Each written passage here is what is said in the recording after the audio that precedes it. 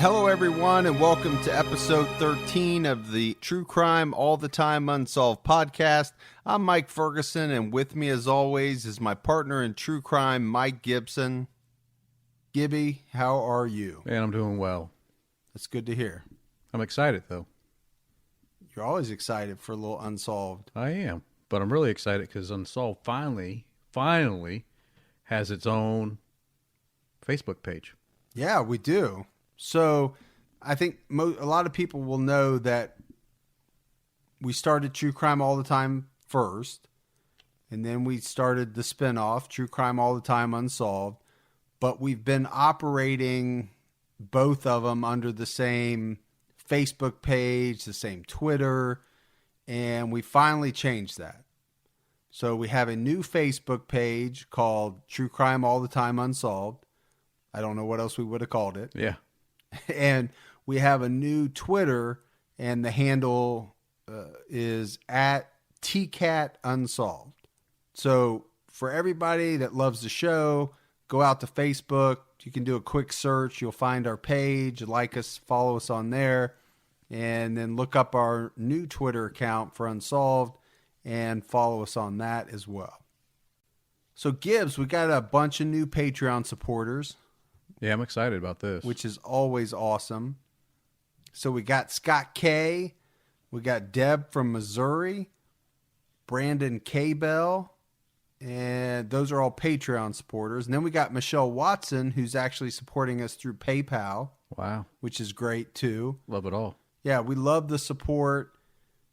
Both the new people that have decided to support us, as well as the many people that continue to support us month after month. It's amazing. Love that they stick with us. Yeah, it is great. And, there's a lot of ways to help support us. If you want to financially, you can go to patreon.com/true crime all the time. But again, you can support us by, following us on our social media pages, sharing our posts.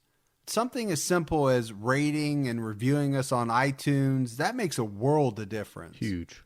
I mean, it helps us climb up the charts, and that helps other people find the podcast. So, like I said, there's a lot of ways to support us, and we appreciate everything that everybody does for us.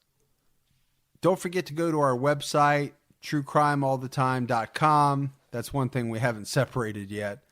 But on there, you'll find all of our contact information. Make sure you click on the merchandise tab. We got some new stickers in. People have been asking for stickers, and those should be up by the time this episode drops. They'll be out there.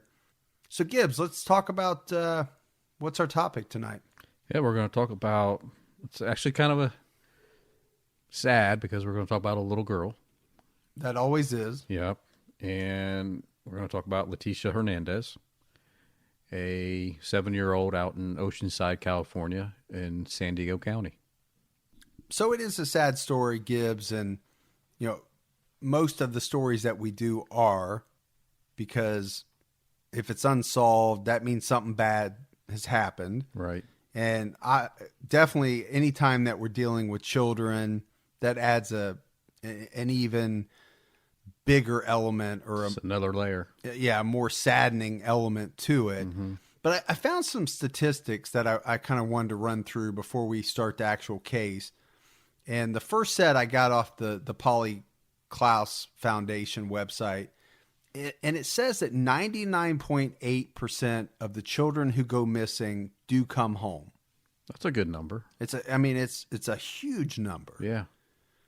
And nearly 90% of missing children have basically either misunderstood directions, or they've miscommunicated their plans, they're lost, or they've run away.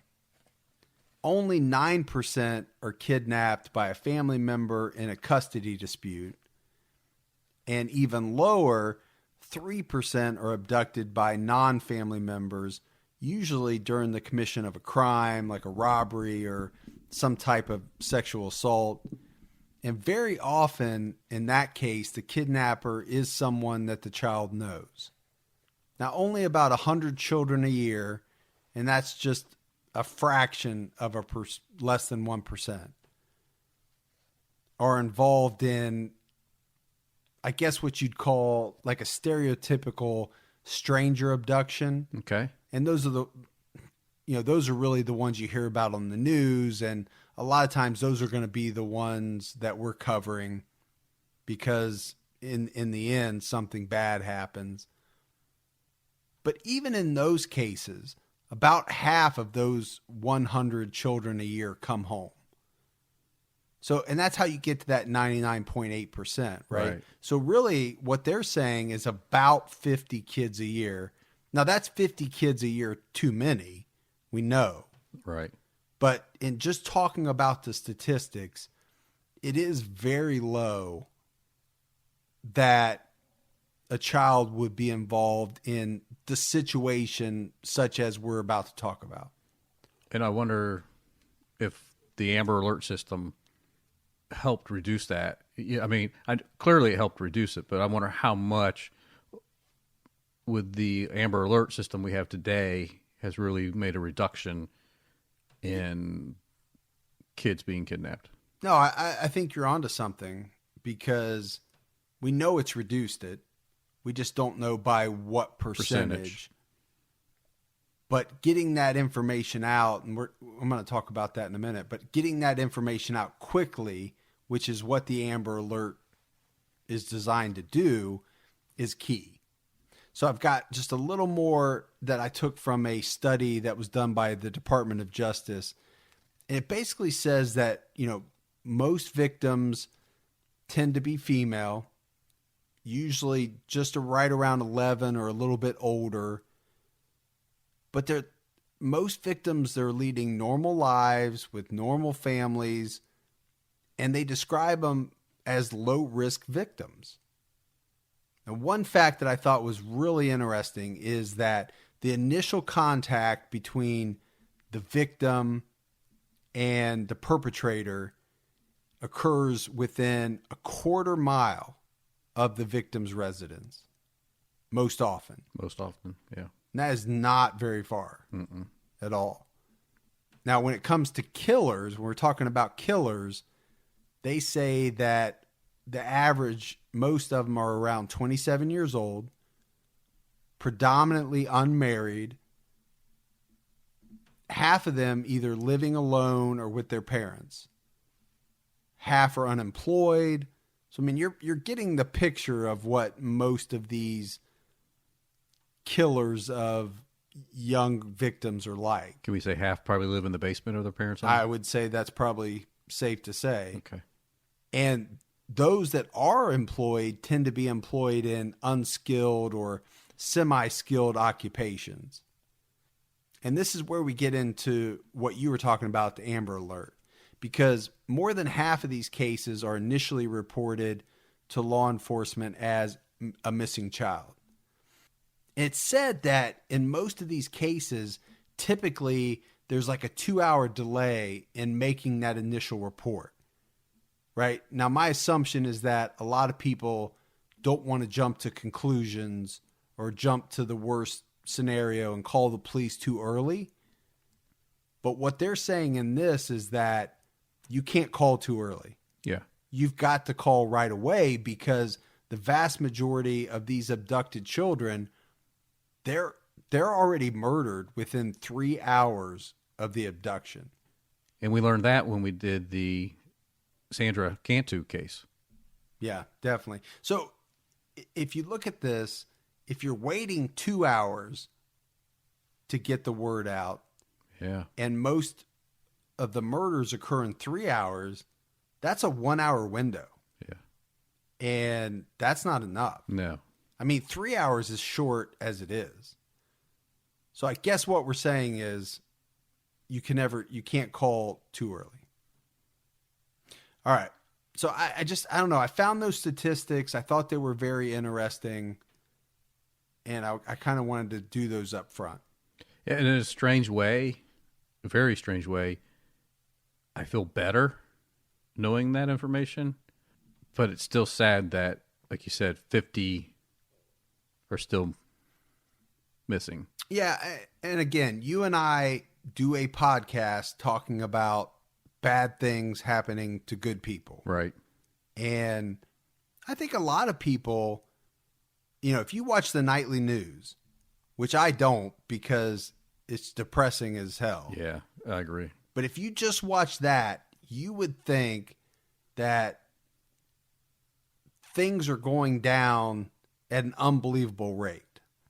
Right? So I do think some of these statistics are good, even though, like we said, 50 kids being killed, that's way too many. It should be 0, but we don't live in that world. But the fact that of all missing kids, 99.8% come home, you're right. It makes me feel a little bit better. Yeah. Unfortunately, that's not what we talk about. No. We talk about the 0.2%. And that's what we're going to be talking about tonight. Right. So you mentioned it, Gibbs, Leticia Hernandez. You know, by all accounts, she was just a bubbly 7-year-old. She was described by family as timid. Yeah. And mothering. I really, you know, I took a lot away from that because here's a 7-year-old who her own mother said was a mothering type. Like she took care of other people at 7 years old. Yeah, and she had younger brothers. Yeah. So. Yeah, and we're going to go through. She had a big family. She did. She had 5 siblings in total when she disappeared.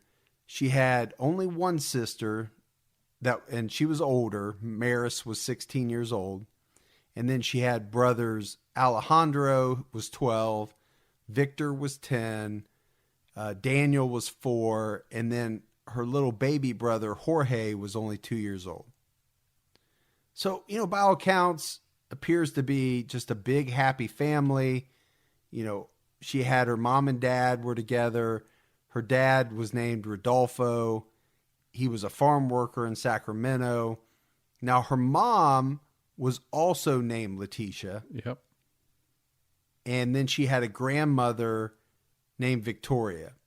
So at the time that all of this occurred, it was said that maybe they had as many as 12 people, relatives, and living in this apartment. Yeah, even her Uncle Jesus was living there. Yeah. So, yeah. So it was a big family. So we're talking about December 16th of 1989, and this is only 2 days after I know. Leticia's 7th birthday. Yeah. And she's playing out in the front yard of their apartment building. It's around 5 p.m. Yep. And at that time, her mother had gone to a nearby laundry room. And so Leticia was playing, and her youngest brother, Jorge, Yeah. it was said that he was with her. Yeah, they were playing out in the front yard, front steps. Now, her mother returned about 10 minutes later, and Leticia was gone. They called the police, and by all accounts, the initial focus was on a man that was driving a late model black Cadillac that had been seen in the neighborhood. And it was reported, Gibbs, that he had been offering kids $50 to get into his car. Isn't that weird? I mean, it's just... Well, that's got to be suspect number one. Yeah, you would think. Because anybody that is offering children $50 to get into his car has not a single good intention. No. And I'm sorry, $50 back in 1989? That's a lot of money. Well, and we have to talk about the neighborhood, right? I mean, this was not a wealthy area that they lived in by any means. Mm-mm. So somebody driving around just handing out $50, that says something. Now, if you take that a step further, though, if a person has bad intentions, they're getting that $50 back. Yeah. Right? Right. I mean, I don't want to be too macabre about it, but you could offer $100. You could offer Doesn't matter. $200. You're going to put it back in your pocket. Yeah, if you're doing it to do a bad thing to somebody, chances are you're getting whatever you offered up back. So let's talk a little bit about the search, because that happens pretty quickly, I think. It was said that they brought in the Marine Corps and they were searching a canyon near Interstate 5.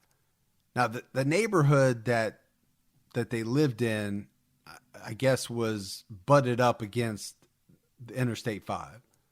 So that was the reason, I assume, for thinking first we need to search this canyon. Sure. But they also searched a nearby river. But again, and this happens a lot with the unsolved, right? They do all this searching and it turns up nothing. Turns up nothing. Now, the one thing I want to stress about this case is it did receive a lot of television exposure. There was a segment on Crime Stoppers. It was featured on Unsolved Mysteries at one point, and even America's Most Wanted. So the other thing is that there really was an outpouring of sympathy from the community. They held benefits. They raised at least $10,000 in reward money. And at one point, I mean, the police department even wrote a song about Leticia. Yeah, they did. That they used to help raise funds as well. So I guess what I'm saying is there was a lot of people that came to either look for her or to lend support. The police were definitely involved. We talked about this on some of our other cases where when it's a non-Caucasian person, girl in particular, that goes missing, right? There's a lot of talk of that the police don't put the same level of effort into finding that person. And, right. and we're dealing with that right now, right? With the DC. With the DC, the 19 girls. Right. You're hearing a lot of that right now about nobody cares. They're not looking for, and that may be the case. I haven't researched that case, but that's the point I'm making here, is that, obviously we didn't say it, but Leticia's Hispanic. Right. And there's a tremendous amount of outpouring for her. Oh, they even form a group called the San Diegans for the return of Leticia Hernandez. And it had like Gene Autry as the board member. I mean, that's pretty big. Yeah, back then. Yeah, big name. Yeah. So they even have California Angels players on the committee. They have Hall of Famer outfielder Duke Snider. He played for the Dodgers. Oh, did he really? Yeah, Los Angeles Dodgers. Okay. And they also have Raleigh Fingers is part of this group. Yep, who he was big in Oakland, but I think he started in San Diego. And then that would make some sense. So the Padres? Yeah, he played for the Padres. Yeah, so he's part of this, and they're doing these benefits like you said, Mike, and they're trying to raise $100,000, which would be like $1 million today, right? I mean, that's a lot of money. I don't know. You on different episodes, your money conversion from year to year is suspect, but we'll go with it. It's been exact. People were like, "Man, he's like Rain Man." No, I don't think so. But anyway, I mean, it would be a lot of money. Yeah, for sure. Yeah. So the police ultimately get more than 2,600 tips pouring in. They get a lot of tips on Leticia's disappearance. Well, I'm thinking that Crime Stoppers, and probably the bigger one was with the Unsolved Mysteries. That was pretty big back in the day. Well, and so was America's Most Wanted. That's true too. I used to watch America's Most Wanted all the time because that was John Walsh, and again, he was big on these kind of cases, and we're going to tie that in a minute, because obviously his son Adam was abducted. So he's like the forefront, really. Yeah, of the media world of this kind of stuff. I would say, yeah, National media. Between that and Unsolved Mysteries, those were probably the two big ones. Crime Stoppers, my theory is that was local. Yeah. Right? Crime Stoppers is more of a local thing. Right. So one thing we have to talk about is, obviously this happened on December 16th, not that long before Christmas. And the family is just heartbroken to the point where, they have gifts. Mm-hmm. They had already purchased gifts for Leticia, and these would remain wrapped, ready for her to return. I mean, that's sad when you think about it. Yeah, it does make you sad. I mean, they even talk about a scooter that they had with a bow on it that was by the tree. And then one other thing that I really felt, there was another thing that I found really heartwarming, and that was something that the classmates at her elementary school did. And it was basically said that every day the students would rotate the desks that they sat in to ensure that Leticia's desk was never empty.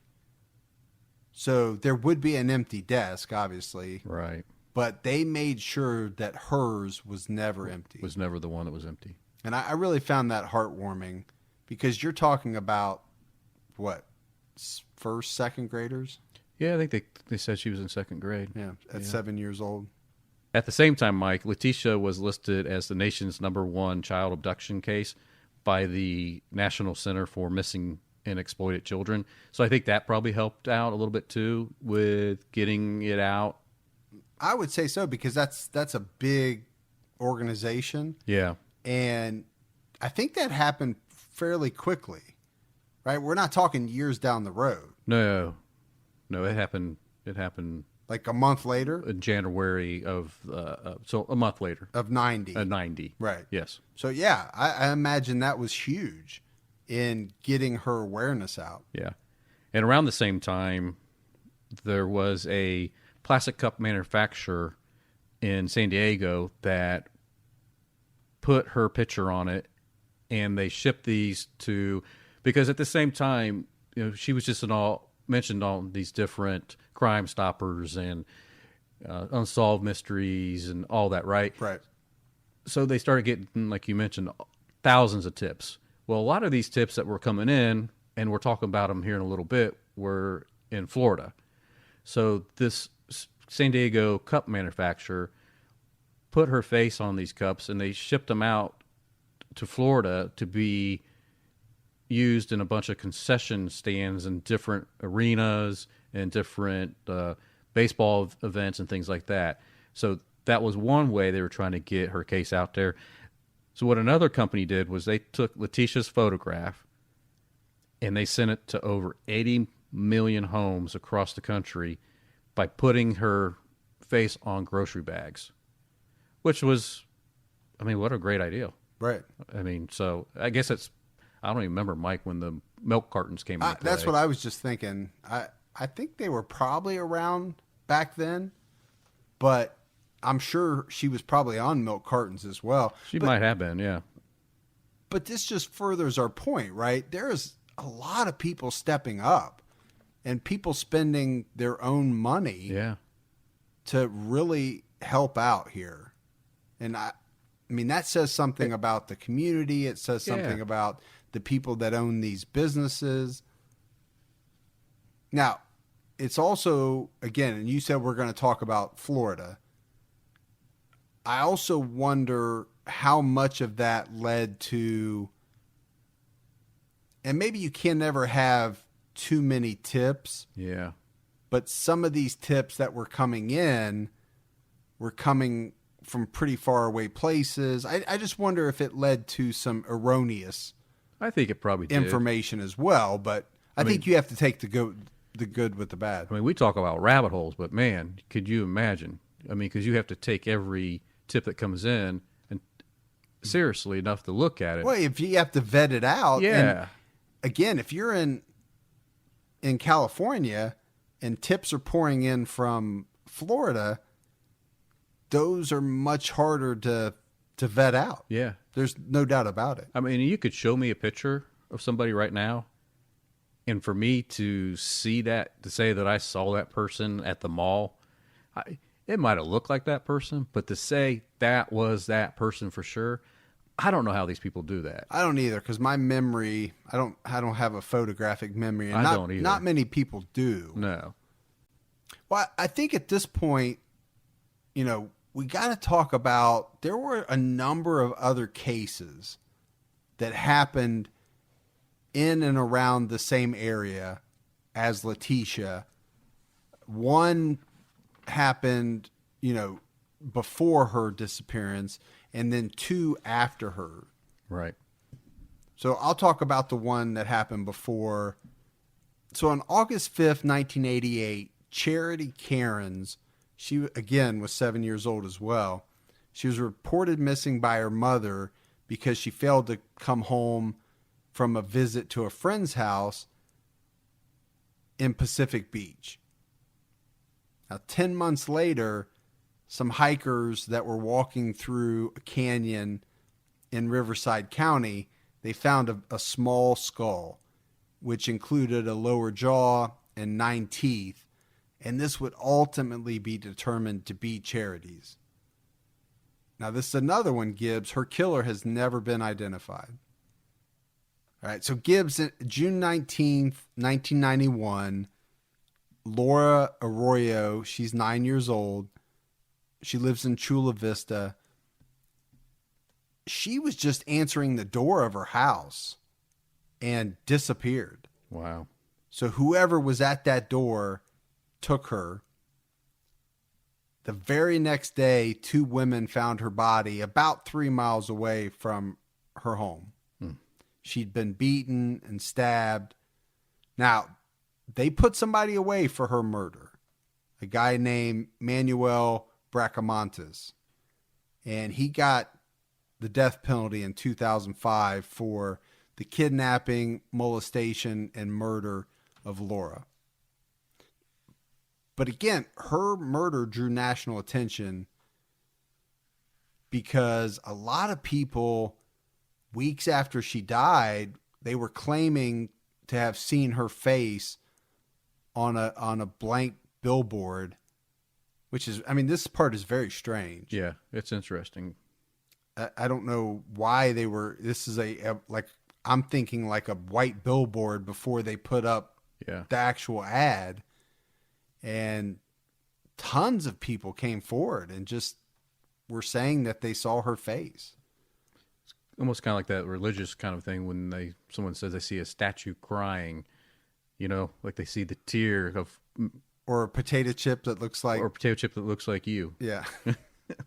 But thousands of people, thousands, went to this intersection just to look at this billboard. That's amazing. So it was something to it. Absolutely. It could have been a water stain. It could have been whatever. But to say that it looked just like her, that's amazing. Yeah.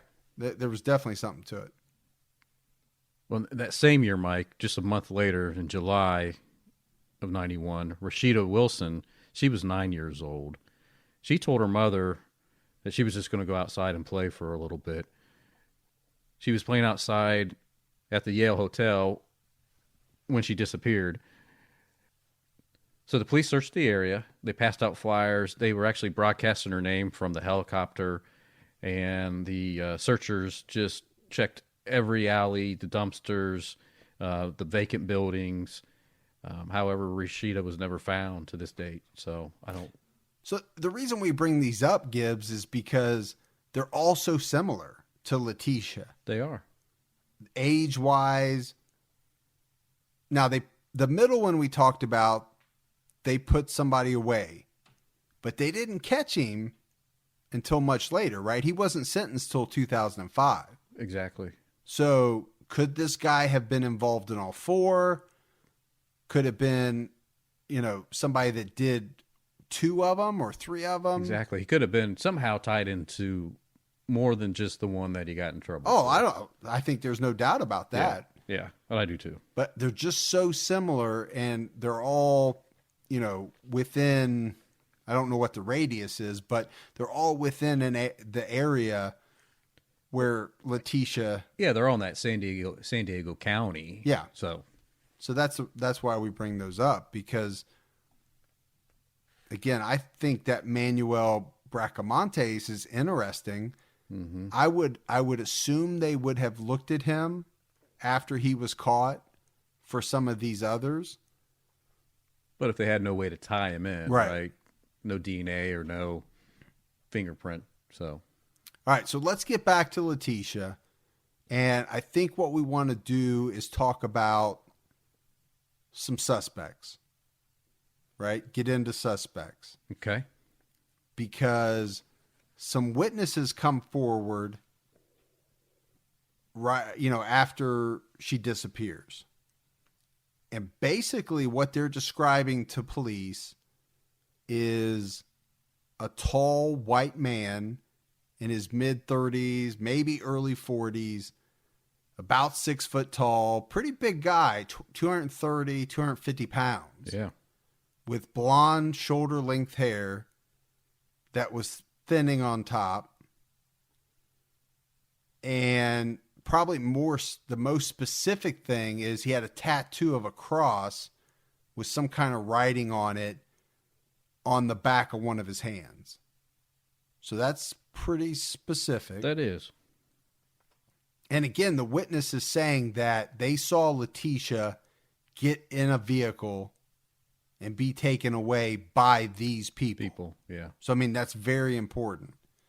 Now, there was another person described with them, and this was a woman. And she was described as a skinny, slender, white woman, approximately 30 years old, 5'6" to 5'11", which that's kind of that's pretty big range. Yeah. Plus 5'11", that's pretty tall. It is tall. But anyway, that's what the description was. She had blonde hair and, light complexion. But then there was a third suspect too.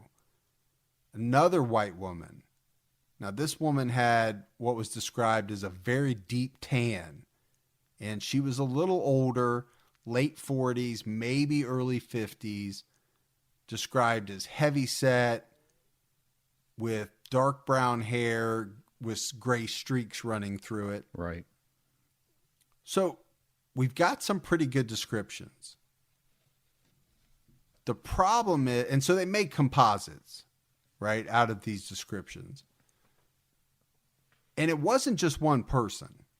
And I think that's important. Right. There was a number of people that came forward and gave descriptions of these three people. Yes. Multiple. Yeah. So I think that's very important to point out. You just don't have one person that says, I saw this. You have a number of people that saw this. Now, there's one problem with composites. Sometimes they're pretty accurate, and sometimes they're not very accurate at all. It really depends on how well or how good the person or people describing the suspects to the artist and the artist's interpretation. Yeah, I'd be terrible at that. Well, I can't draw for. No. I mean, I'd be terrible at if I was a witness to a crime, I would be really bad at saying how tall someone was, how much they weighed, or even trying to. I mean, I sit across from you too many times. Well, that's what I'm saying. But there's no way that I could tell a police artist on what you look like. I literally, I'm looking at you across the studio desk, and I could not. I don't even know how I would describe you to somebody and say, "This is what your nose looks like." Yeah, this is what same here. I just don't. I don't even know how. what color your eyes are. Right. I don't know. And you shouldn't. You should not know. That would mean you're way too close to me. Exactly. Mine are blue, by the way. So anyway, we've got these composite drawings. Yes. I assume, Gibbs, that they're copied and sent out to different agencies and all of that. All right, Gibbs, let's get into confirmed sightings of Leticia, because there were quite a number of them. And, every time one would come in, it would give the family a lot of hope. Oh, I bet. And so the first one actually occurred the night she went missing.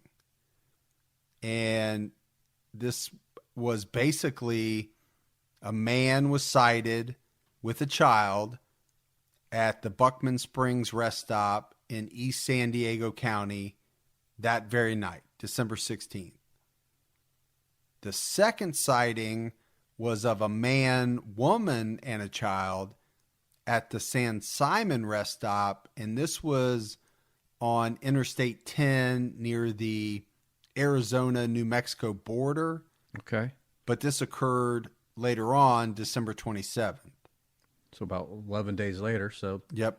making some easy time. Yeah, taking a long time if you're getting from San Diego to the Arizona-New Mexico border. Right.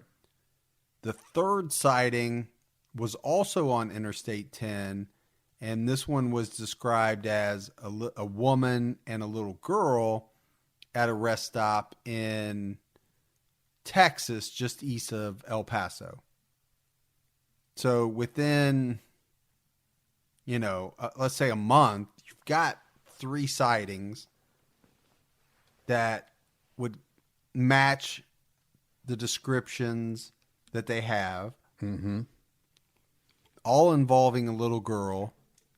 So again, every time the family hears this, right, they got to be hopeful. Oh, absolutely. But then they also have to be, what's the word? Well, They have to be optimistic for sure. yeah, but also I don't want to say nervous, but I mean Anxious. anxious because you don't know what's happening next. Right. And also, are you thinking my child is getting further away from me? Absolutely, you are. Right. So we're going from San Diego to Arizona / New Mexico. Now we're in Texas. I mean, now they're just further east away, and you're just wondering how are we going to stop this? Yeah, and that's what I'm thinking. Where are these people headed? So on January 2nd, there is a sighting in Panama City, Florida. January 5th, there's another sighting in Brantford, Florida, and I'm not really sure where Brantford, Florida is. I don't either. I know we're Panama City because I Yeah. used to go there for spring break. Yeah, me too. Yeah. And then in between, so January 1st and 10th, there's several sightings in Chattahoochee. I don't know where Chattahoochee is, but I like the name. I do.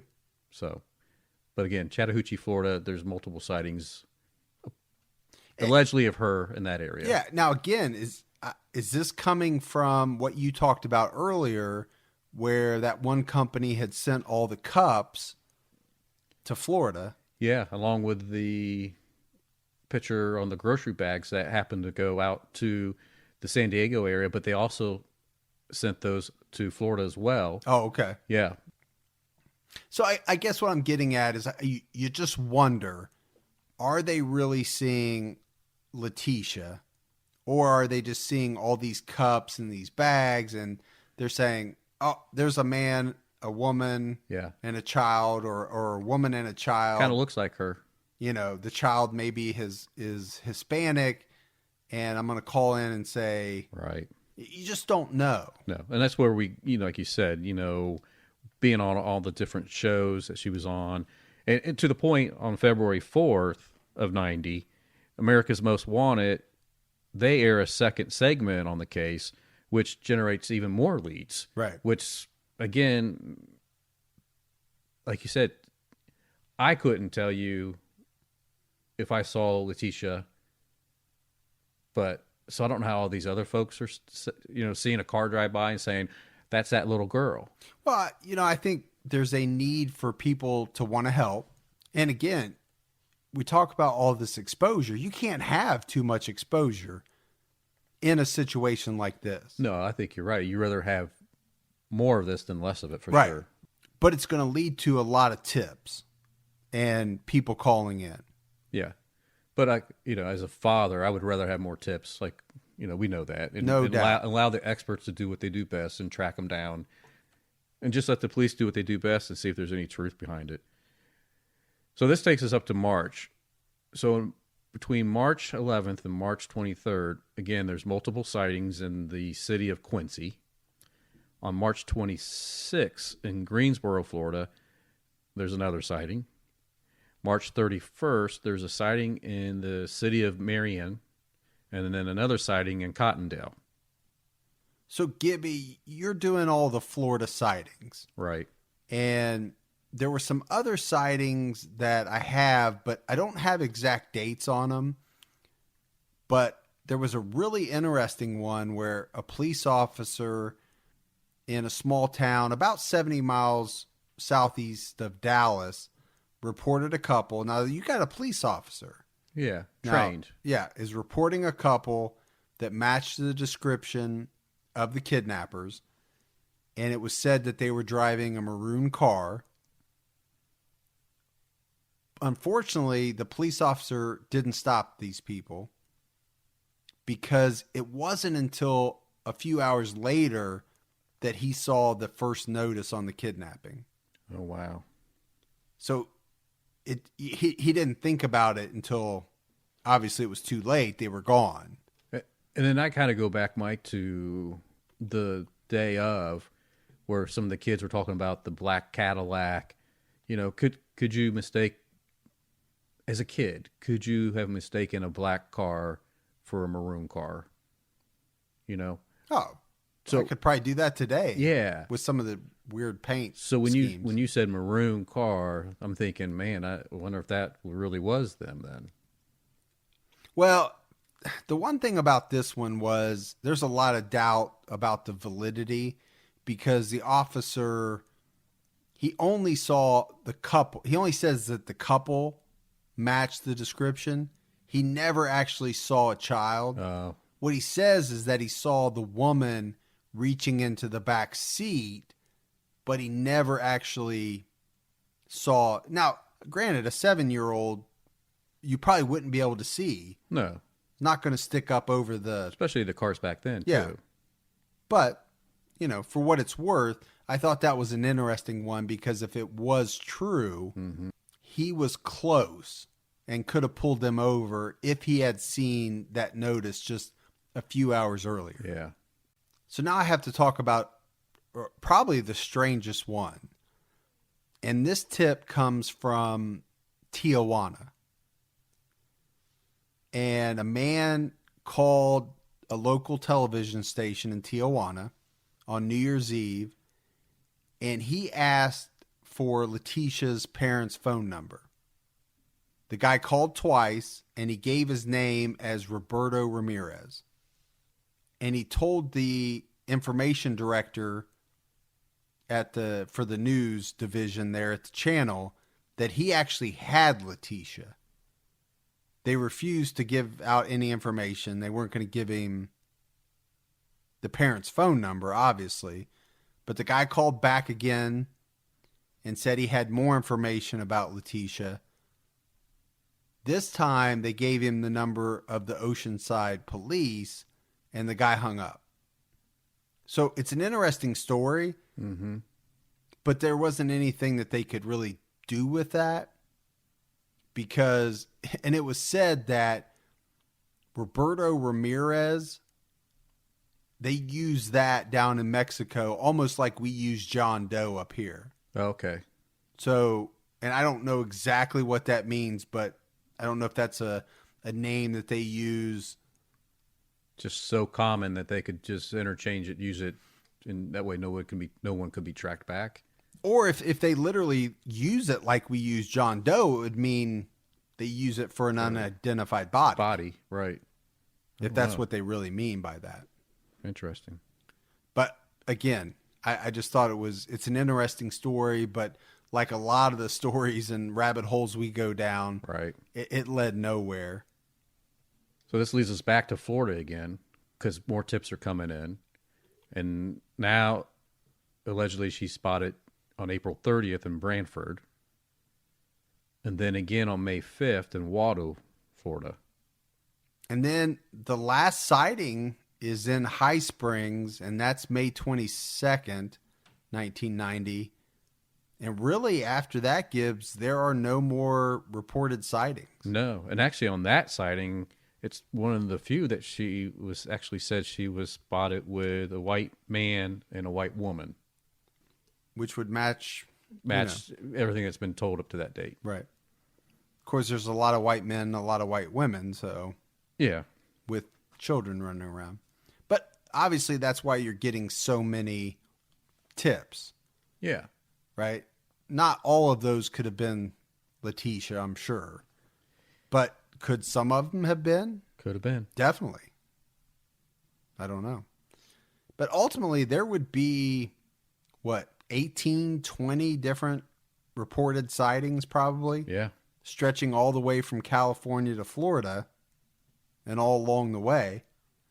All right, Gibbs. So before we go any further, I've got to talk about this story. And it basically involves a local paper and hiring a New York psychic to help in the search for Leticia. Oh, I like when psychics get involved. Yeah. So the psychic's name was John Monty. Okay. And he actually visited with Leticia's family, spent maybe an hour with them. And of course, they had a reporter because they're paying for it. Mm-hmm. The newspaper is. And so the psychic looked at Leticia's picture, asked him some questions. And I think Leticia's mom was kind of leery about the whole thing from the beginning. But the one thing about this psychic, and you and I have talked about psychics on other episodes, and a lot of people will just laugh at the thought of a psychic. But this guy was actually credited with finding a 3-year-old boy in Maine. Oh, wow. Who was kidnapped all the way from California. And he was able to lead the Massachusetts police to a murder suspect and help clear that murder. I mean, that's what was said That's about impressive. him. So I don't know how much he helped, but he's credited with that. Now, the police weren't into it at all. I mean, they actually came out and said that, this guy has not met with any police investigators. He's not involved with us in any way. This is completely an independent thing that's being done by the newspaper.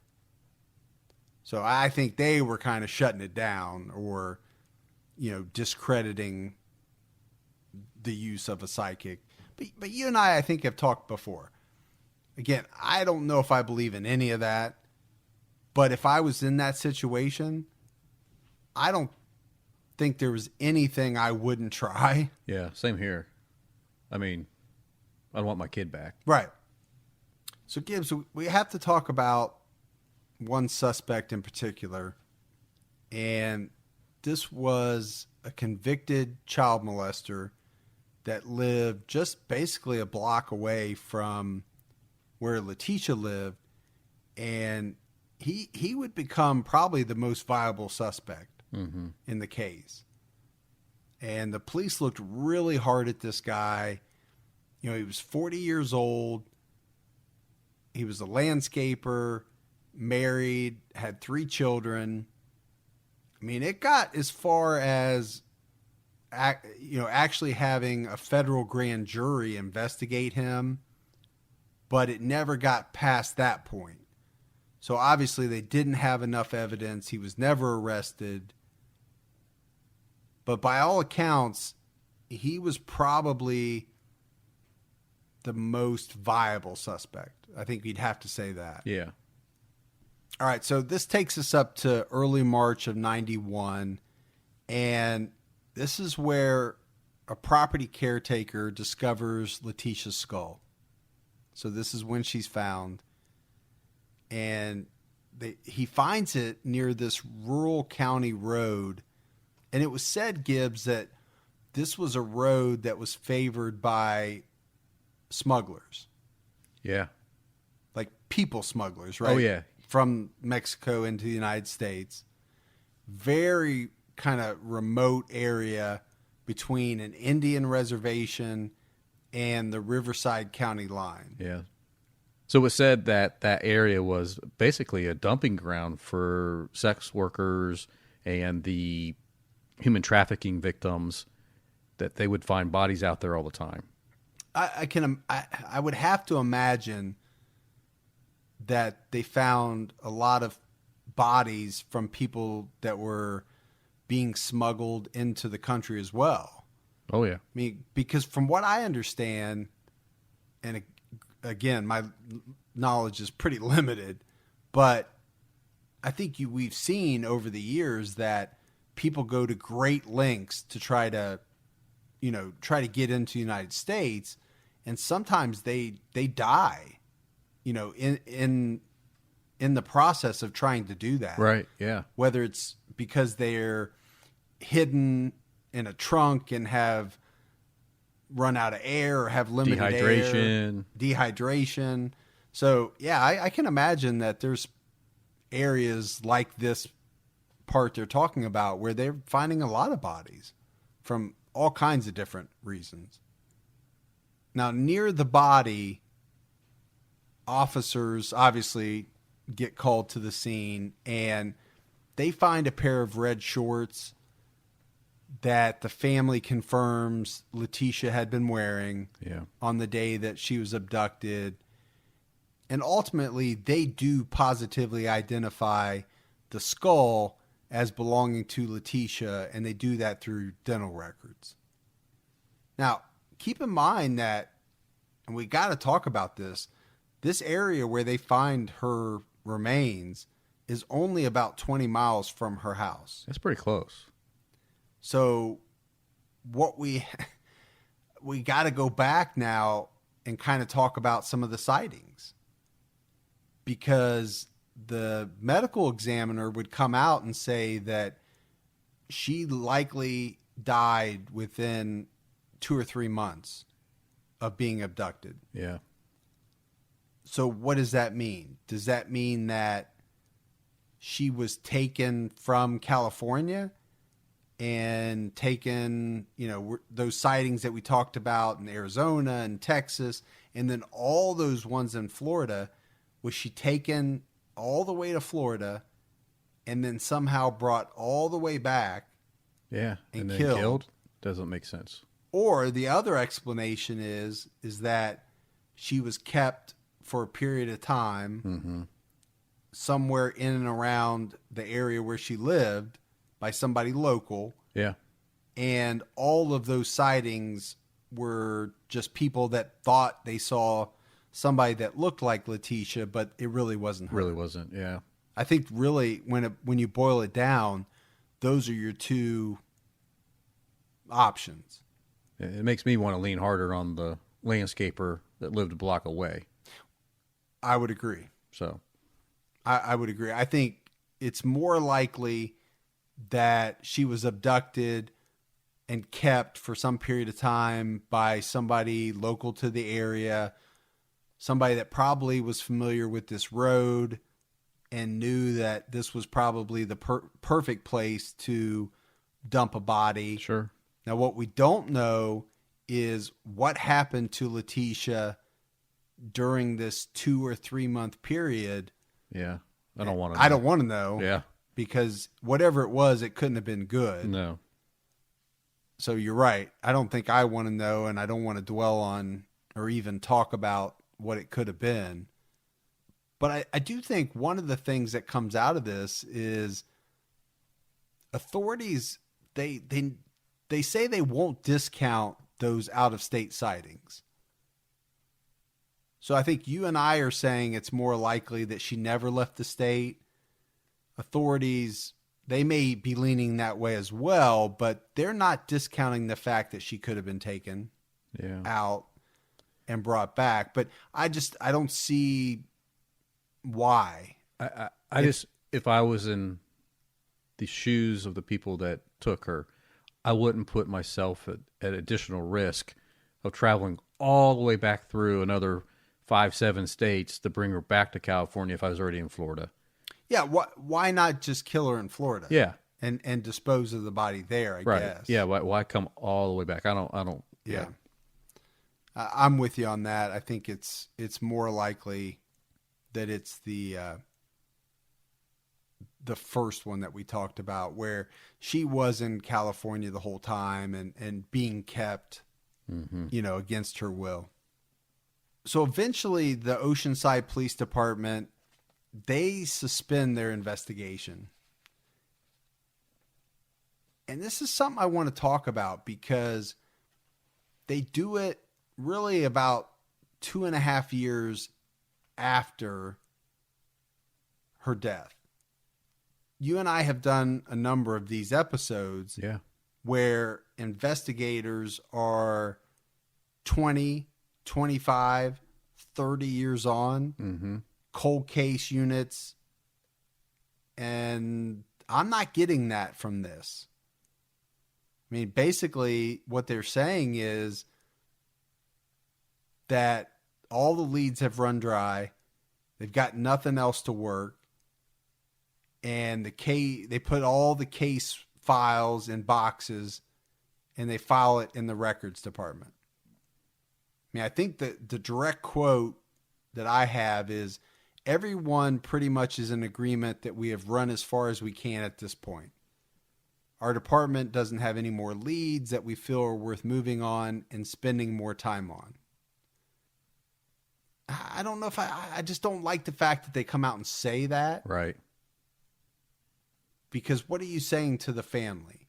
We're not chasing down justice any further. Right. In other cases, they've assigned one person, and maybe that person is only able to work the case for so many hours, one day a week. But at least they haven't given up on it. Right. And I think in those cases, you and I have felt really good about that. Yeah. Because I think if we were in that position, that's what we would want to happen. Yeah. What I wouldn't want is for the police basically 2 years later to say, we've done all we can. We're boxing all these files up and we're giving up. I guess this 2 years seems really fast. Yeah, it does to me. So 10 years I can understand better. 2 years, really fast. And even then, it was said that they only had one investigator working part-time anyway on it before they closed it down. So, I don't know. At one point, they do have some DNA testing done that's inconclusive. I mean, this is before they shut it down. It might have been part of the reason why they did shut it down. So we're talking about the Oceanside Police kind of shutting it down. There were a number of other agencies that, had worked this case over the couple of years. Right. They didn't officially come out and say they were shutting it down. But I think there were some comments made that, again, the wells run dry. They don't have any leads. They weren't really characterizing it as an active, ongoing investigation, but they didn't come out and say, we're boxing everything up, we're shutting it down. And I think that's the part I have the biggest problem with. Yeah. One thing that's kind of tough in this one is Leticia's mom, Leticia. Right. She ends up dying in 1998. So, she went to her grave never knowing, who killed her daughter. No. And, obviously she would have never been the same. I just don't think anybody would ever be put in that position would ever be the same. No. There wouldn't be a day that went by that you weren't thinking about your son or daughter and wondering where they were. And then even after Leticia is found, every day would be about who did this to my son or daughter. Yeah. And I would be wondering, what did they do to my son or daughter? Why they had them. Yeah. That's me. The part that you and I don't want to think about. Yeah. But I would be thinking about They're that. probably having to think about that. Yeah, and I would hate that. I mean, there is a positive thing that comes out of this, you know, because of the terrible thing that happened to Leticia.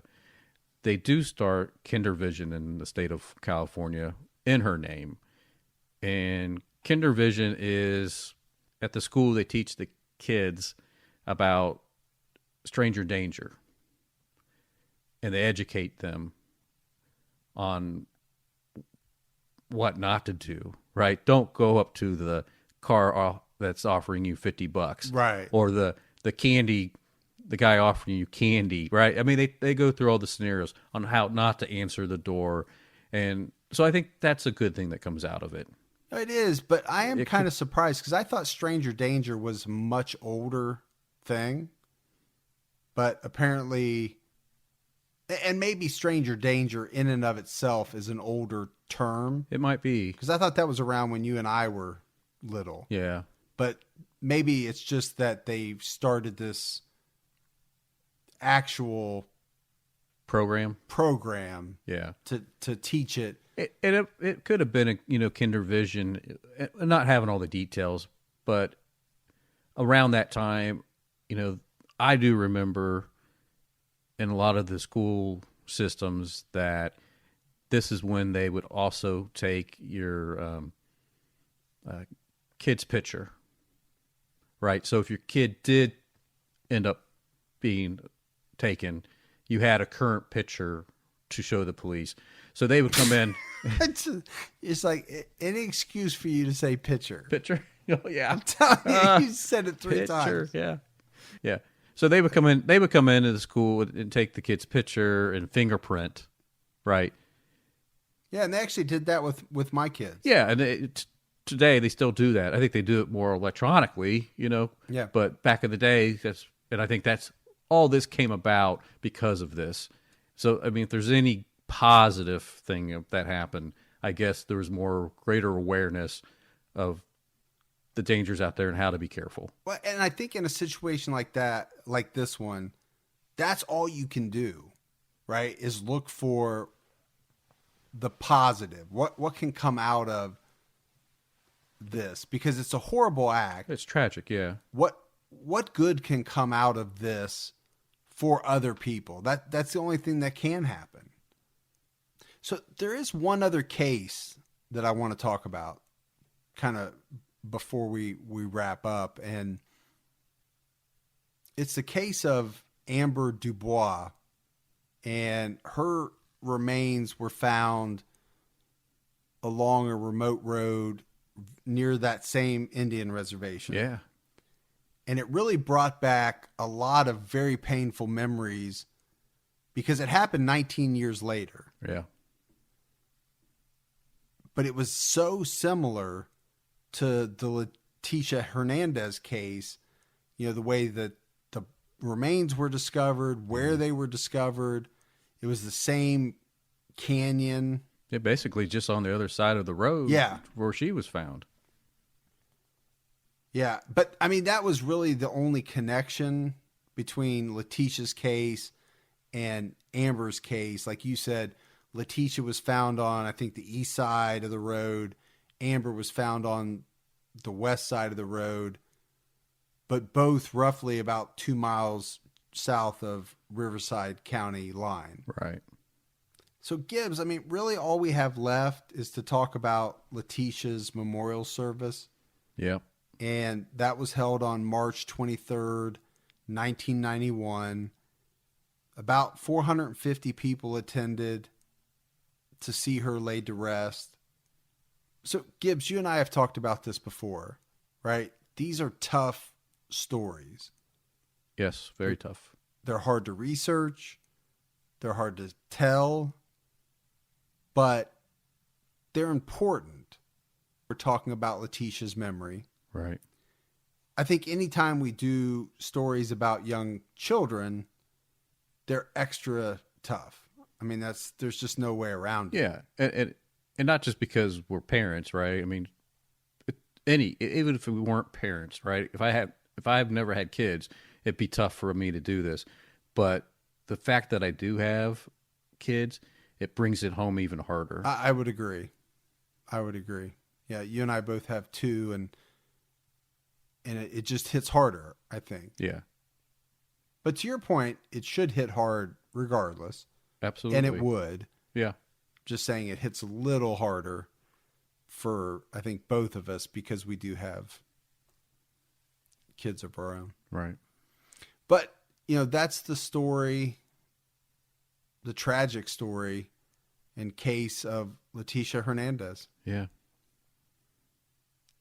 So we'll go out on that. Another episode of True Crime All the Time Unsolved. So for Mike, And Gibby. stay safe and keep your own time ticking.